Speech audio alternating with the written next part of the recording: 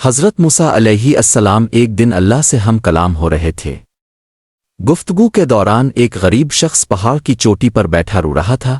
اللہ تعالیٰ نے حضرت موسیٰ سے فرمایا، اے موسیٰ، اس شخص کی فریاد مجھ تک پہنچی ہے، وہ بہت عرصے سے دعا مانگ رہا ہے، جاؤ اس سے جا کر کہو کہ اس کی دعا قبول نہیں کی جا سکتی۔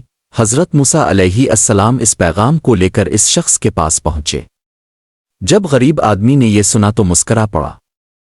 حضرت موسیٰ حیران ہوئے اور پوچھا، اللہ کا انکار سن کر بھی تم مسکرا رہے ہو؟ اس شخص نے کہا، اے موسیٰ، جب تک مجھے یقین تھا کہ اللہ میری دعا نہیں سن رہا میں غمگین تھا، اب مجھے یہ تو یقین ہو گیا کہ اللہ میری آواز سنتا ہے، تو پھر میں کیوں نہ خوش ہوں۔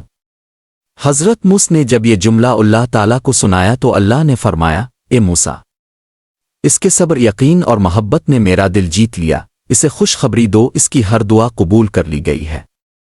سبق: اللہ ہماری ہر بات سنتا ہے، چاہے وہ آنسو میں ہو یا خاموشی میں۔ جو اللہ سے شکایت کے بجائے محبت کرے وہ کبھی محروم نہیں رہتا۔